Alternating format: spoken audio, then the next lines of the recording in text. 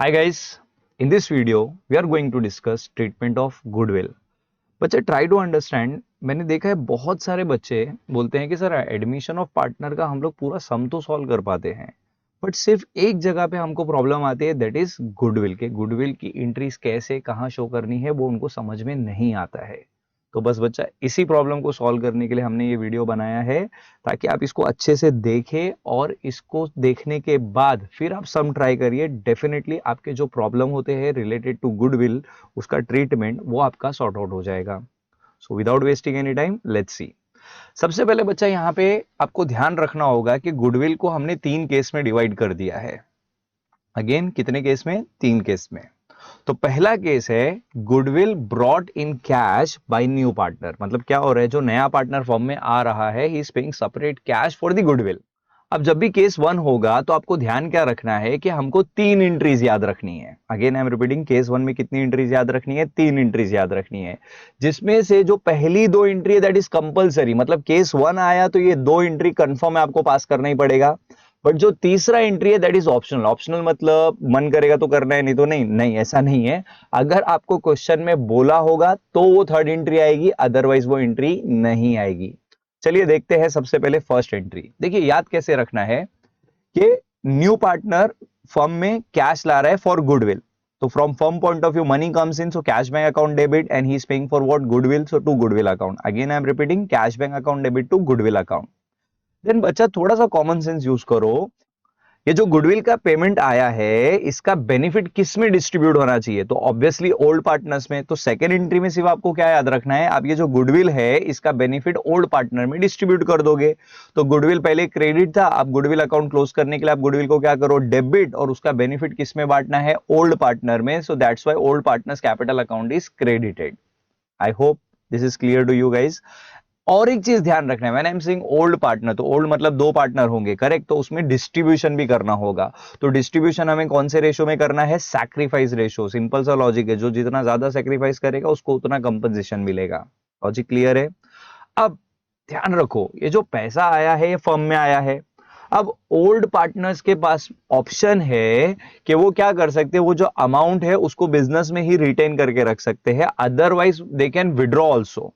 तो जो 3rd entry है वो किस चीज का है? If amount of goodwill withdrawn by the old partner. मतलब ओल्ड पार्टनर अगर डिसाइड करते हैं दैट हम लोग को ये पैसा विड्रॉ करना है, तो ही ये 3rd एंट्री आएगी। ऐसा नहीं कि मुझे याद है तो मैं तो लिख दूंगा, नहीं। अगर बोलेगा सब में तो ये 3rd एंट्री आएगी, अदरवाइज नहीं। अब ये 3rd एंट्री क्या होगी? बहुत आसान है। ओल्ड पार्टनर ने पैसा विड्रॉ किया, so they are the receiver, correct? So old partners capital account will be debited, and what they are withdrawing? Cash. So money goes out from the firm, so to cash or bank account. And again जो भी distribution होगा sacrifice ratio में होगा। I hope ये case 1 आपको clear हो गया होगा। Okay, now let's see the case number 2।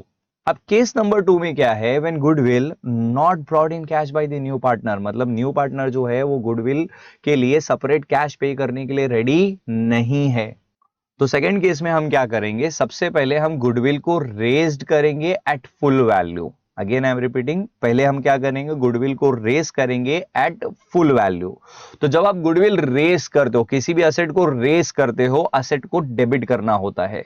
तो गुडविल अकाउंट को हम क्या कर देंगे? डेबिट कर देंगे, और इसका जो भी बेनिफिट है वो हम ओल्ड पार्टनर्स में डिस्ट्रीब्यूट करेंगे। That's why old partners capital account is credited. I hope this is clear to you guys. And one more thing, ये जो ओल्ड पार्टनर में डिस्ट्रीब्यूट होगा कौन से रेशियो में होगा? ओल्ड रेशियो में होगा। डन। अब इसके बाद क्या होगा? गुडविल को राइट ऑफ किया जाएगा। बट अगेन यहाँ पे देखिए इफ वर्ड मैंने लिखा है। इफ मतलब कंपलसरी नहीं है, अगर सम में बोलेगा तो राइट ऑफ करना है, अदरवाइज नहीं करना है। ओके, तो अब ये राइट ऑफ कैसे होगा? तो सिंपल सा लॉजिक है, जब भी किसी असेट को अगर राइट ऑफ करना है तो उस असेट को हम क्या करेंगे? क्रेडिट। इसीलिए आप एंट्री में देखोगे तो गुडविल अकाउंट इज क्रेडिटेड, और इसका जो भी लॉस है, असेट राइट ऑफ हुआ मतलब इट्स अ लॉस। तो ये लॉस कौन बेयर करेगा? किस में डिस्ट्रीब्यूट होगा? ऑब्वियसली ऑल पार्टनर्स में। तो याद रखना है, जब आप रेस करोगे तो उसका बेनिफिट सिर्फ ओल्ड पार्टनर में डिस्ट्रीब्यूट होगा, बट जब आप राइट ऑफ करोगे तो राइट ऑफ का जो लॉस है वो तीनों पार्टनर में डिस्ट्रीब्यूट होगा। That's why all partners capital account is debited, and जो भी डिस्ट्रीब्यूशन होगा कौन से रेशियो में होगा? न्यू रेशियो में होगा। आई होप ये सेकंड केस भी आपको क्लियर हो गया होगा। सो अभी तक हमने 5 एंट्री डिस्कस की है। केस 1 के लिए 3, केस 2 के लिए 2। Okay, now let's see the case number 3। अब ये केस नंबर 3 में क्या ध्यान रखना है, goodwill given in the old balance sheet. Again I am repeating, goodwill given in the old balance sheet, मतलब जो ओल्ड बैलेंस शीट हमें क्वेश्चन में दिया होता है, अगर उसमें गुडविल पहले से दिया है, गुडविल का वैल्यू पहले से उस ओल्ड बैलेंस शीट में दिया है, देन हमको थर्ड केस पे आ जाना है।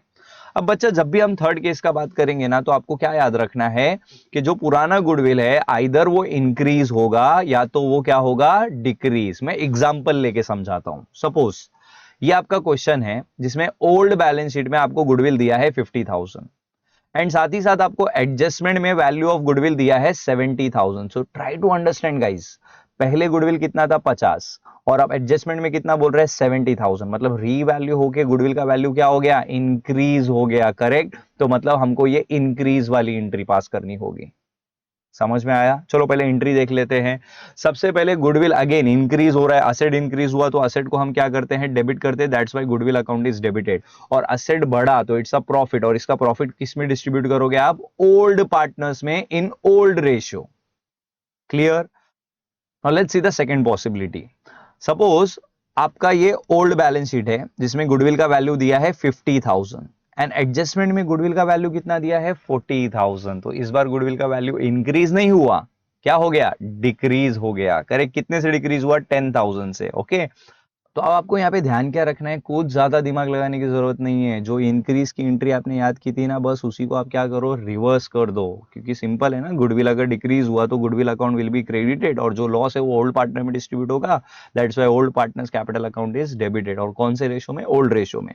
तो यहाँ पे आप एक एंट्री याद रखो, दूसरा एंट्री उसका रिवर्स हो जाएगा।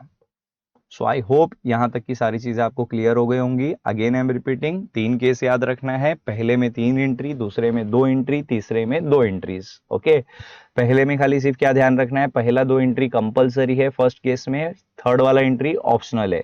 सेकेंड केस में जो फर्स्ट एंट्री है that is compulsory, right of अगर बोलेगा तो करना है। फिर थर्ड केस में दो में से एक ऑप्शन है, या तो गुडविल का वैल्यू इंक्रीज हो जाएगा या तो गुडविल का वैल्यू डिक्रीज हो जाएगा।